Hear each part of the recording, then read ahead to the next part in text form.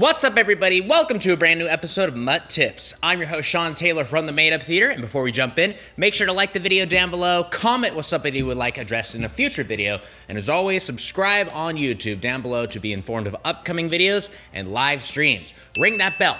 But let's jump into today's topic, hosting your show. One of the more important ingredients to any improvised show is the host. The host breaks down that fourth wall, welcomes the audience into the performance, rebuilds that fourth wall, and then allows the unscripted performance to take place. But now the audience is informed, they're welcome, they feel like they belong there, because the audience is one of the more important parts of a show. And think of the host as like a host of a party, you know? Some people come to parties and they're like, oh, I don't know these people too well. I feel kind of like a fish out of water. Well, the host, that's their job. They make you feel welcome, like you were meant to be here today. They come down to you on a personal level, but they still have that authority and status because they know what's going on. They say, hey, these are the activities for today. Here's when food's gonna be served. There are the drinks over there. The restrooms are down the hall to the right. That is a very crucial component to an improvised show because, hey, the host is the informed, the most knowledgeable person in the room, and they are guiding the audience. Before I jump in, just know this. Hosting is so flippin' important to being an improviser, okay? I started to become a better improviser when I started hosting shows. And yeah, it can seem like a drag, like hosting. Oh man, I wanna just play, I wanna just perform. Hosts, sometimes that's all they do is host. So people look at that and they think, man, that sucks. I wanna play, perform. But here's the thing, you're in a different role in the performance. Just like if you're on like lights and sound, you're still a part of the show. You're complementing the show, even if you're not performing. I love doing different roles, not just performing. I love hosting. I love doing lights and sound. And this all helped me build up the confidence that I needed to teach, which was crucial to becoming a great improviser, is learning to teach what you know and being able to allow your knowledge to be impacted by other improvisers and give them that, grain of salt that they need to try different stuff. So take this as a step towards becoming a more fleshed out improviser, but let's jump into what the host does. The most important role of any improv host is opening the show because you are oftentimes the first person the audience sees on stage. So you're the visual representation for the show they are about to witness. There's a lot of people who come to your theater or your performance venue who've never seen an improv show before outside of Whose Line. Maybe they've never seen Whose Line. So they're like, what the heck am I about to see? Well, you're there to guide them. You're there to be that first taste of what is about to happen. So first, a few quick things. Come out again with confidence, and this involves your stage picture, your stage presence. A lot of hosts, I see them come out with excitement, but they don't allow the jitters to like leave a little bit, Like they nervously move around, pace, and it's very difficult to hear what somebody is saying when it looks like they don't have control of their body. So my advice, come take the stage, you can do some movement like clapping, getting everybody all fired up, but then plant your feet in the ground, slightly bend your knees so you feel comfortable, and then, you can use your hands a little bit, but ultimately a more powerful stage presence is controlling your body. Once you vocally jump into the opening of your show, you want to be heard because this is very important. I'm not saying project. You might have to project, obviously. If you're in a room of 100 people, yeah, you gotta project to reach the old lady in the back row. But what if you're in a show where there's only like 2 people in the front row? You don't need to project to them, they're right there. So one big pet peeve of mine for hosts is yelling, okay? You can yell sometimes if it's like an exciting moment or to put like an exclamation mark on something that happened in the show or something you're saying, but yelling too much can be obnoxious. And you don't want the audience to think that you are obnoxious because if they think you are obnoxious, they sometimes think the whole show is obnoxious because you're leading the show. So the leader oftentimes reflects the followers.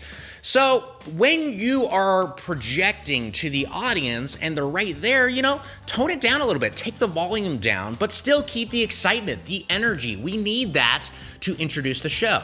So instead of coming out and be like, hey, what's up everybody? Welcome to tonight's show. And there's only 2 people in the front row. Yeah, I'm not gonna do that probably. But if I come out and say, hey, what's up everybody? Thank you so much for coming and welcome to tonight's show. I took the volume down a little bit, still kept the excitement, and the audience took the energy in without having to go like this. As you open the show, there's kind of a bullet point list of things you want to touch on before the performance begins. So when you start hosting the show, first of all, welcome people to branding, to the theater, I say welcome everybody to Made Up Theater. That is how I open the show. And in addition to that, I might also say what the show's called. Our shows aren't called Made Up Theater, that's the venue, so I might introduce them to the show's title. So say, welcome everybody to Made Up Theater's presentation of Laugh Track City. So that's my opening for the show. And branding is crucial because they have only seen branding on the website, on their ticket, but they haven't heard it. They haven't heard it audibly from the people who represent that branding. So attack it with excitement. Let that sound of your brand resonate with them. As I do the introduction to the brand, I also want to get a sense of who's here. A great way to do this is poll the audience. Like say, hey, make some noise if you're coming here for the first time, and then people will clap and you'll get a sense of who is coming here for their first time performance. And also do the opposite. Hey, make some noise if you've come here before. Let's hear from our fans or returning guests. That's a great way to kind of open the show because you're getting energy, audible investment, and interaction from the audience. Now you want to jump into the show's explanation. Now, the thing about the explanation of the show is it could be kind of beneficial, obviously, because the audience doesn't know what they're about to see, but it can also be detrimental. You don't want to over-explain. You kind of sometimes will spoil, the format, and you don't leave the opportunity for the audience to discover it themselves. So, one little thing that I love to talk about is what improv is. Very quickly, just give an explanation of what improvisation is. It doesn't have to be, really long, Sometimes you might just say, hey, tonight's gonna be unscripted, off the cuff. We're called Made Up Theater, so generally I'll say, everything you're about to see tonight is 100% made up. So you choose your explanation of improv. Maybe it reflects your branding a little bit too. Now the show's explanation though, again, as I said, there's a chance that you over-explain. So there's a few things that you want to take into mind. Your format. Long-form improv sometimes requires very little explanation. So, for example, in Chicago, there's TJ and Dave. They literally come out, introduce themselves, and then just say, trust us, this is all made up. And they jump into the show. So very little explanation, but it 100% fits them. And there's an improv format called the Herald. The Herald is something that is very complicated. It's complicated to learn, and it's kind of interesting to watch. And it ultimately takes away from it if you explain it. If you come out and say, hey, we're about to do what's called the Herald, we're gonna get a suggestion, and you're gonna see an opening, and then after that, you're gonna see 3 scenes inspired by that opening, and then we're gonna come back and do a group gain, and then we're gonna return to those. See, it's too much, right? And it doesn't allow the audience to discover this themselves. So in long form, sometimes you'll just get a suggestion and just say, hey, let's take it away. Thank you. And then the lights come out and the lights come on the performance. So, long form, generally less is more. In short form improv though, since the games are shorter, like 2-3 minutes, sometimes less, we need to guide the audience more and give them the explanation of the games so they can witness the fun of the game. We don't want the audience to think like 2 games later, like, oh, now I know what was happening in that game. We want them to be present-minded and in the moment with us. So we want to take away the burden of trying to figure out what's happening by giving them light explanations. My tip for this is don't over-explain. Just give light rules as to how the game works. So, hey, this is the game of forward reverse. The cast members are gonna do a scene. Any point in time, I can shout out reverse, and they have to do the scene backwards, and I can also say forward, and they have to do the scene forward. That's the game. And the last thing the host wants to do is end the show. This is really important. This is the exclamation mark on your show, so make it big. When the lights come down on that final scene or game and they come back up, you wanna, first of all, thank the audience for coming. Make them feel appreciated, and hey, encourage them to come back. So this is your time to maybe pitch a few things. Like, first of all, if you have other shows that are coming up, maybe different shows, or even the same show, let them know. This is improvised. It's always gonna be different, so come check it out in the future. Maybe online classes.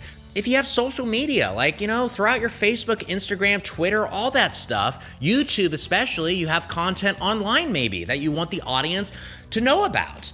Let them know all that before they take off. And one last thing is you want to spread the word a little bit. So encourage the audience to, hey, tell friends about you. Let people know about your performance. You can also throw out a Yelp review would be beneficial to us as well. You can throw that stuff out. It's very helpful because anytime we have a great show, like a really fun, amazing show, I want to let them know about social media as well as review pages like Yelp. Because usually if I do that, we do get responses that night. So do that because people look at that stuff before they come to your performance. You gotta get that information from the people who matter most, the audience. To put this into practice, I want you to host something, okay? Now, you're not gonna host an improv show. I want you to host something that you know really well. Just like the host of an improv show, they know how the show works. They know the skeleton, they know the flow, they know everything about what's about to happen, even though it is improvised. So a few things you could do is maybe a board game that you know really well, or a childhood game, something simple like a video game or something you play with your kids, a game show on TV, and you're gonna host a show and explain how it works. So, for example, if it was just like hide and seek, I might go like this. Hey everybody, welcome to Hide and Seek. The way this works is I'm going to cover my eyes and count to 20. You all are gonna go hide somewhere, okay? Anywhere in this area is perfectly fine. And my goal is after 20, I'm gonna go see if I can find you all. And when I do find you, you're out. And my goal is to see if I can find you all by 10 minutes. Let's see how it works. And hey, it can also just be like a movie or a TV show. Like, hey everybody, welcome to Lord of the Rings. Here's how this works today. And mostly you wanna focus on your stage presence, like coming out with confidence, energy, being heard without being too loud and yelling. And just, again, establishing the tone of what is about to be seen for the first and last time ever. Have some fun with hosting. And that concludes this episode of MUT Tips, everybody. Thank you so much for checking it out. Again, like, comment, and subscribe. And I'll see you next time for another episode of MUT Tips. Bye.